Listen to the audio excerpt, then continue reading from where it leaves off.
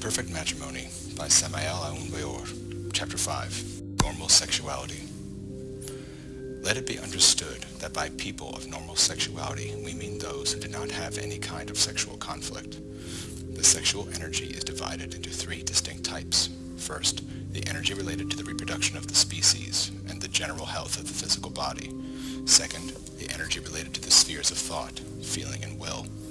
Third, the energy related to the divine spirit of man.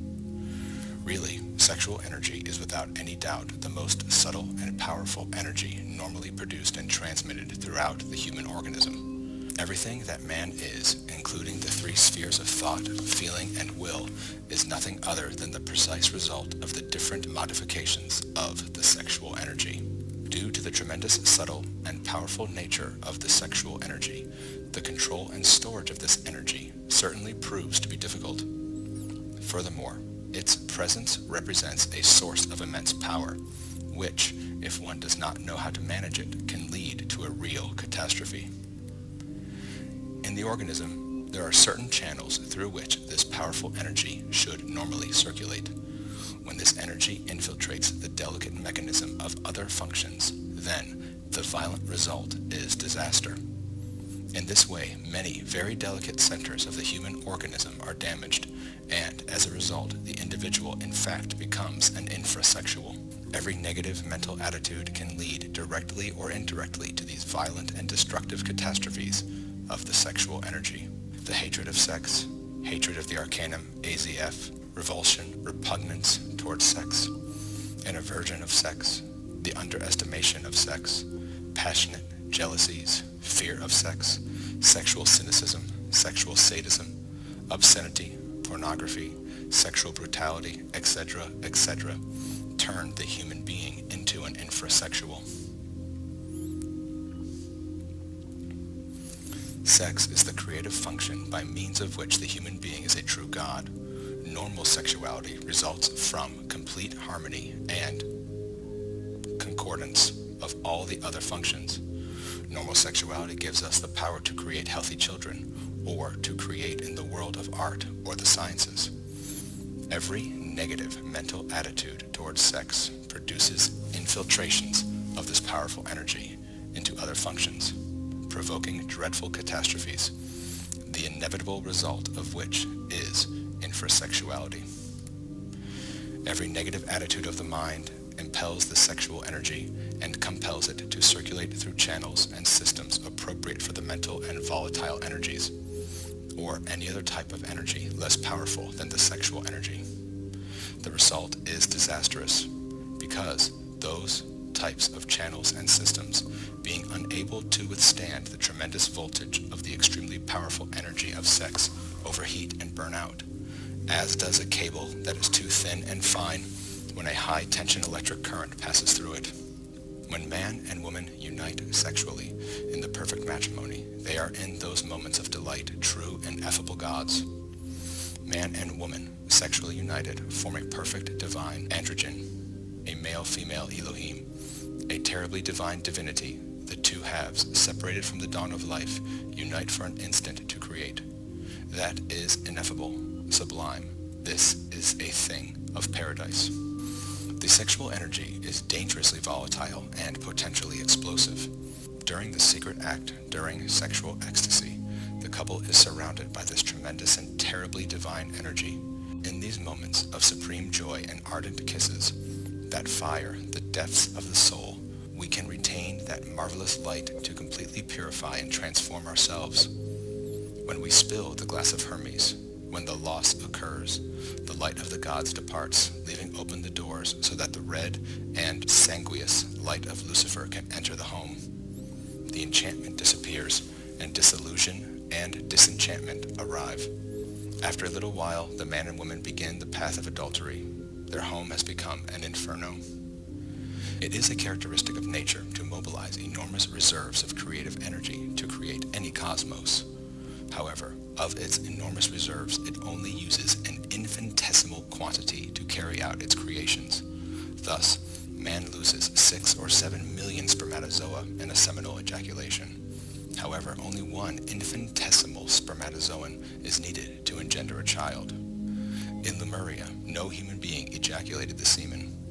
When the couples united sexually in the temples to create, in those instances, the lunar hierarchies knew how to use one spermatozoon and one ovum to create without the necessity of reaching orgasm and seminal ejaculation. No one spilled the semen. The sexual act was a sacrament that could only be realized within the temple. Woman, in that age, gave birth to children without pain, and the serpent arose victoriously through the medullary channel. In that age, man had not left Eden. The whole of nature obeyed him, and he knew neither pain nor sin. The tenebrious Lucifers who taught man how to spill the semen. The original sin of our first parents was the crime of spilling the semen. That is fornication. When the man of paradise fornicated, he then created the kingdom of the Lucifers.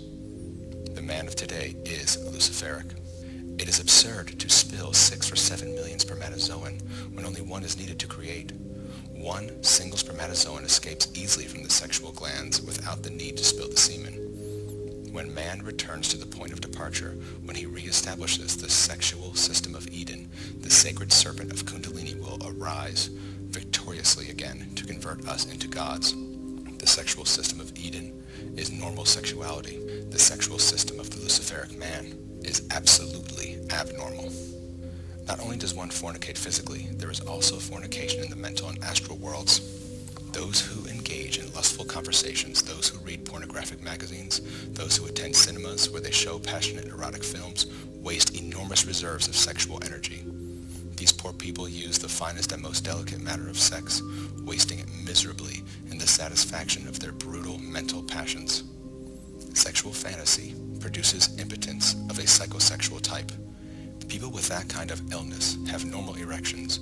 They are apparently normal men, but in the moment in which they try to connect the penis and the vulva, the erection abates, making the phallus fall, leaving the man in a most horrible state of depression. They have lived in sexual fantasy, and when they really find themselves facing the crude sexual reality, which has nothing to do with fantasy, they become confused and are unable to properly respond to reality. The sexual sense is formidably subtle and tremendously rapid, thanks to its very fine and imponderable energy. The molecular level in which the sexual sense manifests is millions of times faster than thought waves. The logical mind and the fantasy as stumbling blocks for the sexual sense. When the logical mind with all its reasoning, or when sexual fantasy with all its erotic illusions wants to control the sexual sense, or channel it into their illusions, then it is inevitably destroyed. The logical mind and sexual fantasy destroy the sexual sense when they try to put it in at their service. Psychosexual impotence is the most terrifying tragedy that can affect fanatical men and women, or the purely rational type of person. The struggle of many monks, nuns, anchorites, pseudo-yogis, etc., to entrap sex in their religious fanaticism, to combine it in the prison of their penitences, to muzzle it or sterilize it, to prohibit all creative manifestation, etc., converts the fanatic into a slave of his own passions, into a slave of sex, incapable of thinking of any other thing than sex. Such people are sexual fanatics, the degenerates of infrasexuality. These people discharge themselves every night with revolting nocturnal emissions, or contract homosexual vices, or masturbate miserably. To want to imprison sex is like wanting to trap the sun. A man like this is the most abject slave of sex, and with neither benefit nor real pleasure. A man like this is an unhappy sinner. A woman like this is a sterile mule, a vile slave of that which she wants to enslave, sex. The enemies of the Holy Spirit are people of the abyss. For these people, it would have been better had they not been born, or had a rock been tied to their neck and thrown to the bottom of the ocean. The human being must learn to live sexually. The age of sex, the new era of Aquarius, has arrived. The planet Uranus controls the sexual glands and is the regent of constellation of Aquarius. Thus, sexual alchemy is in fact the science of the new age of Aquarius. Sexual magic will be officially accepted in the universities of the new Aquarian era. Those who presume themselves to be the messengers of the new age of Aquarius, and yet hate the arcanum AZF, prove to the utmost that they are really impostors, because the new Aquarian era is governed by the regent of sex. The regent is the planet Uranus. The sexual energy is the finest energy of the infinite cosmos. Sexual energy can transform us into angels or into demons. The image of the truth is found in the sexual energy. The cosmic design of Adam Christ is deposited in the sexual energy. The Son of Man, the Superman, is born of normal sex. The Superman could never be born of infrasexuals. The kingdom of infrasexuals is the abyss. The Greek poet Homer said, "It is better to him a beggar on earth than a king in the empire of shadows." This empire is the tenebrious world of the infrasexuals.